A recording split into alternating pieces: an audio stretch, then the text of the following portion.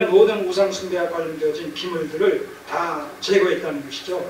그리고 15일날 2월 14일에 6월절 양을 잡으니, 이렇게 해서 2월 14일날 거의 200여 년 만에 6월절 절기를 지키는 이런 그 제사가 진행되어지고, 이어서 21절을 보시면 예루살렘에 모인 이스라엘 자손이 크게 즐거워하며 7일 동안 무교절을 지켰고, 6월절에 하루 14일 6월절에 이어서 7일 동안 무교절을 지키는 이런 그 역사적인 이런 사건이 진행이 됐다는 것이죠. 한번 생각해 보세요. 200여 년 동안 중단됐던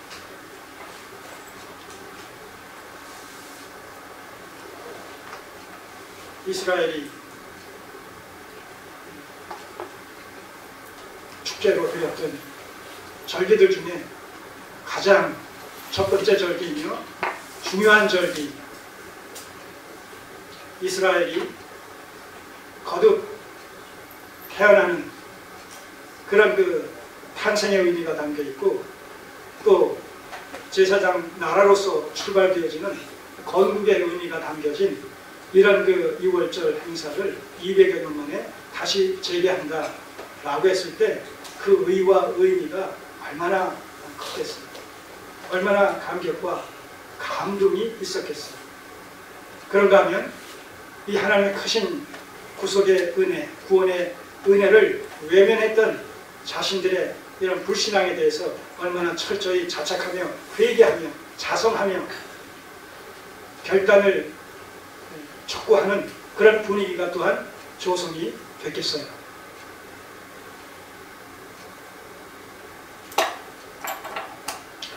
그렇기 때문에 그 6월절을 통한 구원의 은혜에 감사하는 그런 그 감격적인 축제의 성격을 띤 이 무교절을 지키는 일과 관련해서 이렇게 소개가 되어지고 있습니다. 7일 동안 무교절을 지켰고, 레위 사람들과 제사장들은 날마다 여호와를稱颂하며 큰소리 나는 악기를 울려 여호와를 찬양하였으며, 히스기야는 여호와를 섬기는 일에 통달한 모든 레위 사람들에게 위로하였더라.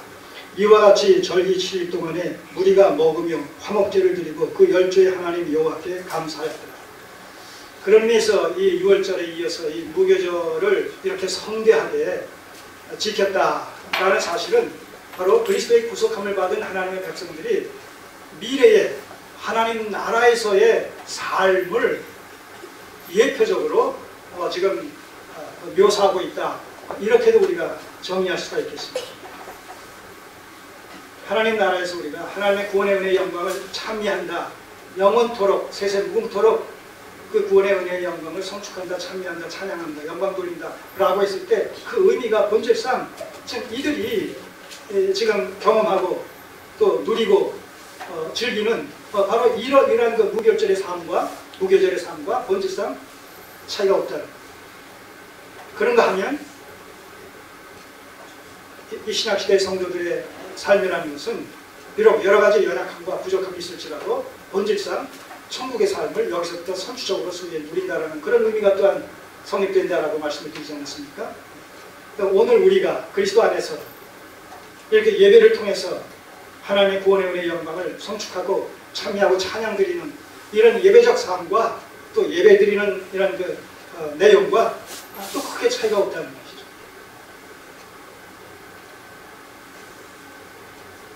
그래서 기독교 신앙의 이런 그 성격이라는 것은, 정체성이라는 것은 철저히 구원론에 입각해 있다.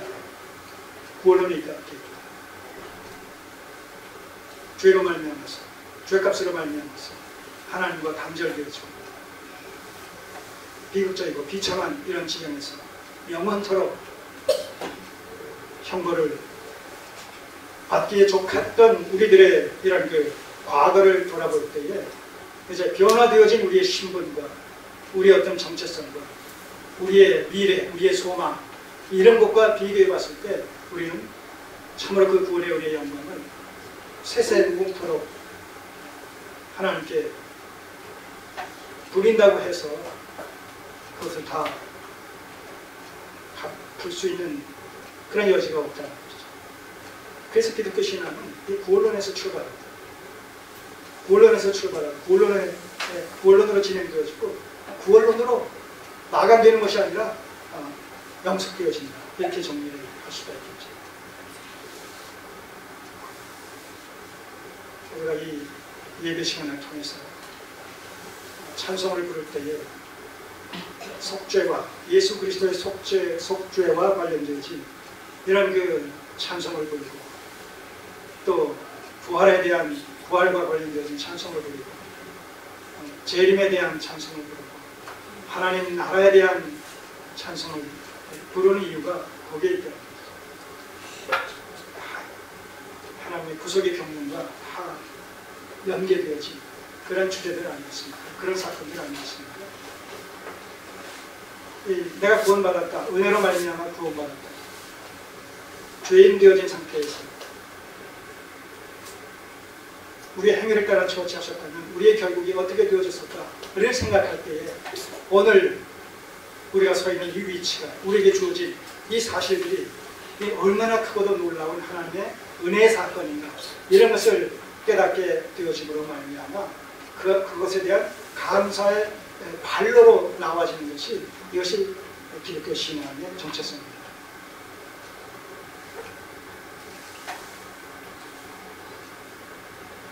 구원의 은혜를 경험하지 못한 사람들에게 있어서는 하나님 앞에 감사보다는 뭐예요? 주옵소서 이것을 앞세우게 되고 강조하게 되는 것이죠. 이미 그리스도를 통해서 아들 되신 그리스도를 통해서 우리에게 베푸신 구속의 은혜라는 것이 사실 우리가 영적으로 현실적으로 물질적으로 영적으로 필요로 하는 모든 것들이 거기에 다 이미 주어진 것이나 다름없거든. 포함된 것이나 다름없잖아요. 로마서 8장 32절이니까 아들까지 내어주시니까 우리가 필요하다고 해서 구하는 것을 하나님께서 선물로 어찌 주시지 않겠느냐라고 말씀하시잖아요. 그러니까 아들까지 내어주셨다라고 하는 것은 우리의 그 이외의 그 어떤 필요라 할지라도 다 주실 것이 거기에 보장되어 있다는 것이죠. 왜냐하면 우리의 그 어떤 필요가 아들에 대한 필요보다 더한 필요가 있겠어요. 너희가 온 천하를 얻고도 목숨을 잃으면 그 천하가 무슨 의미가 있겠습니까? 그 목숨은 천하보다 더한 것이죠. 아니 천하를 이미 내포하고 있다고 해도 과언이 아닌 것이죠. 그런 맥락에서 봤을 때 그리스도를 아드님을 우리를 위해서 우리의 구속을 위해서 내어주셨다는 사실은 우리의 모든 필요를 하나님께서 책임지시겠다라는 것에 대한 하나의 보증이다. 그러니까 이런 사실들을 우리가 말씀 안에서 원리적으로 정리를 하고 깨닫고 이를 신앙과 삶의 도리로 붙잡고 살아가야 되는 것이죠. 이게 기독교 신앙의 모습이죠. 그리스도인의 모습. 하나님은 안 보입니다. 그리스도는 안 보입니다. 그러나 그분의 말씀이 우리에게 있기 때문에 말씀이 있다는 것은 뭐예요? 말씀이 있다는 것은 그분이 계시다는 거예요. 태초에 말씀이 계십니다. 이 말씀이 하나님과 함께 있었다는 거예요. 그리고 그 말씀은 곧 하나님이시다는 거예요. 그래서 그 말씀만 있다는 얘기가 아니에요. 그 말씀의 근본이 되시는 그 말씀의 근원이 되시는 하나님께서 그리스도의 모습으로 존재하셨다는 얘기예요. 성자 하나님으로. 그래서 우리가 말씀을 갖고 있다고 하는 것은 그 말씀을 바라신 그 말씀을 약속하신 하나님께서 그 말씀과 함께 계시다는 그런 의미가 성립이 된다는 것이죠. 그래서 우리가 기쁘거나 즐거울 때나 슬플 때나 괴로울 때나 하나님의 말씀을 묵상하면서 말씀을 읽고 묵상하는 가운데서 우리는 영으로 임재하신 하나님과 영적으로 교통할 수 있는 그런 의미가 성립이 되는 것이죠. 보이지 않는 하나님을 우리는 말씀을 통해서 보는 것이고 듣는 것이고 만지는 것이고 그리고 교제하는 것이고 동행하는 것이다. 이런 의미가 성립이 됩니다.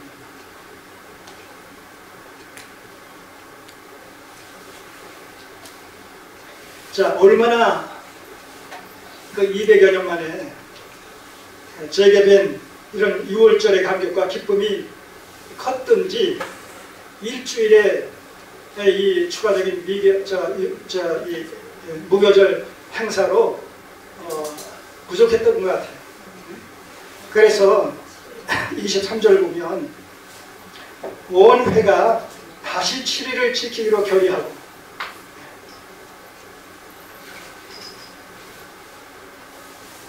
이건 규례가 없는 것이죠.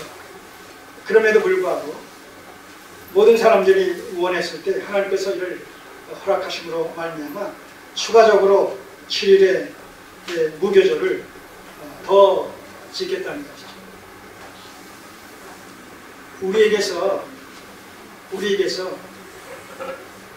우리 각자에게서 구원의 감격과 기쁨이 지금도 살아서 역사하고 있습니까?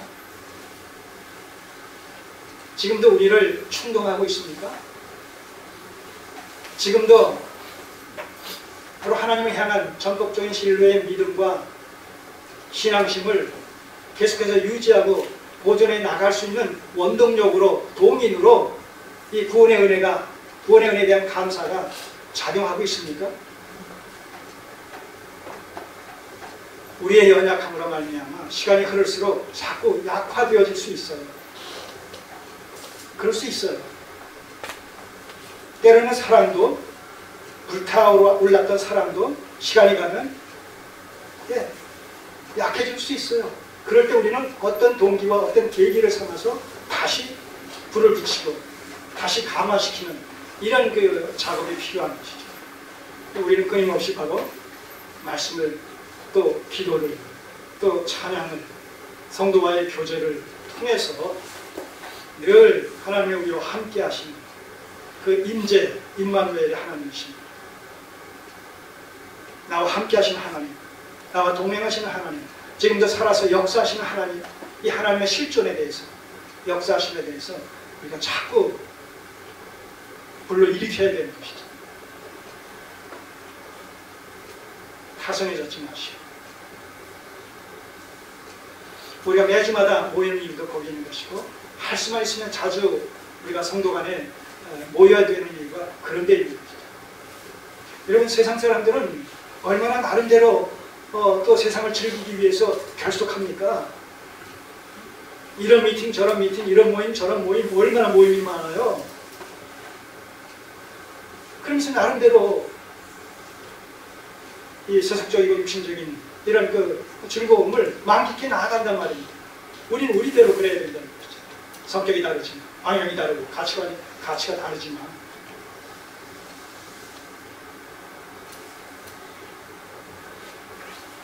함께 있을 때 우리는 내가의 이런 기쁨과 어떤 힘과 능력을 경험하게 됩니다. 혼자 있으면 오래 지속하지 못해서 쓰러지게 되고 약하게 되고, 그래서 우리는 종종 자주자주 교제 시간을 갖는 것이 필요합니다.